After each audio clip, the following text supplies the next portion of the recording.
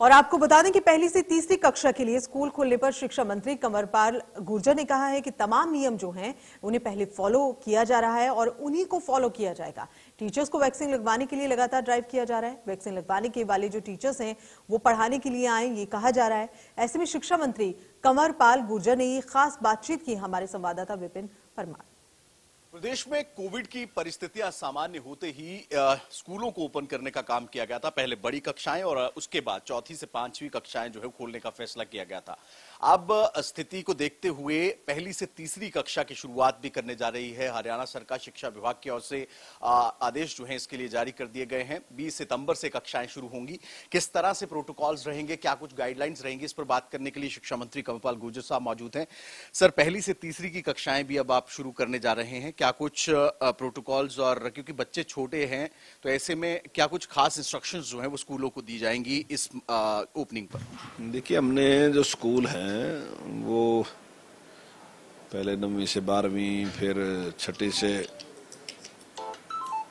से 8वीं और चौथी से 5वीं, ऐसे स्टेप बाय स्टेप हमने सारा काम किया है और सारे प्रोटोकॉल उसी प्रकार से रहेंगे जिस प्रकार से पहले थे और जो इनसे बड़ी क्लास में जिस प्रकार से रहे थे। चाहे वो फिजिकल डिस्टेंस की बात है तो बच्चे एक क्लास में 20 से ज़्यादा बच्चे ना बैठें, उसका हमारा वही है।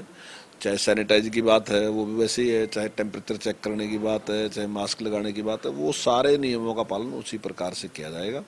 और अभी तक जब से हमने स्कूल शुरू किए हैं उसके परिणाम अच्छे हैं और कोई इस प्रकार की समस्या अभी तक हमारे सामने नहीं आई। तो ठीक से स्कूल चल रहे हैं। उसके बाद हमने ये निर्णय लिया कि पहली से तीसरी तक के भी शुरू कर दिए जाए। जो बड़े बच्चे हैं उनको समझाना आसान होता है। अब पहली से तीसरी की कक्षाएं शुरू होने जा रही हैं क्योंकि अध्यापकों की जिम्मेदारी बहुत ज्यादा बढ़ जाएगी कि छोटे बच्चों को लगातार सैनिटाइजेशन के लिए या मास्क को प्रॉपर पहनने के लिए जो है कन्वे किया जाए। तो ऐसे में क्या कुछ रहेगा स्कूलों के लिए और उन टीचर्स के लिए? क्या वैक्सीनेशन जरूरी है अध्यापकों की? और वैक्सीनेशन की अगर बात करें तो पहले जो आंकड़े थे, क्या उसमें सुधार हुआ है टीचर्स और नॉन टीचिंग स्टाफ? हाँ, नहीं, काफी संख्या उसमें बड़ी है। जैसा हमारा टारगेट था कि 100% वैक्सीनेट करना है टीचर को, तो उसमें 72% तक हमने वैक्सीनेट कर लिया है और कुछ टाइम के बाद मुझे पूरी उम्मीद है कि हम 100% टीचरों को वैक्सीनेट कर लेंगे। वैक्सीनेटेड दोनों डोज के साथ होना जरूरी है अगर छोटे बच्चों को पढ़ाना है क्लास? हाँ, नहीं, सभी जो हैं वो जो 2 डोज है, जो उसका एक टाइम दिया हुआ है पहली डोज के और दूसरी डोज के बीच में, तो वो तो फॉलो करेंगे सब। लेकिन पहला डोज ले लिया, लगभग 72% टीचर ऐसे हैं जिन्होंने पहला डोज ले लिया है। बड़ी कक्षाओं में अमूमन स्कूल्स में जब हम गए तो ये देखने को मिला था कि पानी की बॉटल्स जो है बच्चे घर से ही ला रहे थे। छोटी कक्षाओं में जो है जो भोजन की व्यवस्था रहती थी, मिड डे मील बंद है फिलहाल, अनाज ही दिया जा रहा है। क्या कुछ रहेगा सर उन तमाम चीजों को लेकर? क्या कुछ टाइमिंग्स जो है बच्चों के लिए? देखिए, एक तो स्कूल का टाइम भी हमारा भी कम है, 12 बजे हम बच्चों की छुट्टी कर देंगे, तो उसके लिए ऐसी कोई बड़ी समस्या नहीं आएगी भोजन की। और वो सूखा राशन जिस प्रकार से दे रहे थे उसी प्रकार से देंगे। अगर स्थिति इसी प्रकार से सामान्य रहती है तो आने वाले टाइम में इस पे विचार कर सकते हैं कि मिड डे मील भी बनाया जा सकता है स्कूल में, लेकिन अभी हम शुरू नहीं कर रहे हैं। अभिभावकों का कंसेंट जरूरी है बच्चों? हाँ, बिल्कुल, अभिभावकों का कंसेंट जरूरी है। वो लिखित रूप से लेके आएंगे बच्चे, या अभिभावक साथ ही आएंगे, क्योंकि छोटे बच्चे अभिभावक ही छोड़ने आएंगे उनको, तो उनकी कंसेंट तो है ही। फिर आखिरी सवाल आपसे, चौथी से पांचवी की कक्षाएं शुरू की गई थी, 8वीं से 12वीं की कक्षाएं शुरू की गई थी, तो ऐसे में क्या कुछ प्रतिशत बच्चे जो हैं इन अलग अलग क्लासेस में देखने को मिल रहे हैं? क्या फ्लो है स्टूडेंट्स का? और अब छोटी कक्षाओं के बच्चों को भी बुलाया गया है स्कूल में, तो ऐसे में क्या अभिभावकों से आप बात? देखिए, औसतन मैं समझता हूँ कि 50% से ज्यादा बच्चे जो हैं वो सारी क्लासों के अगर लगाएं तो 50 से ज्यादा हैं।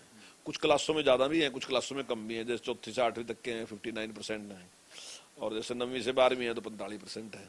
तो कहीं कुछ ज्यादा भी हैं, कहीं कुछ कम भी हैं, और उसमें जिले वाइज भी फर्क है। जैसे कुछ जिलों में ज्यादा बच्चे हैं, कुछ जिलों में कम बच्चे रहे। तो लेकिन औसतन जो मैं समझता हूँ कि सारे हरियाणा में अगर लगाओ तो 55 के आसपास, 50-55 के आसपास बनेगा।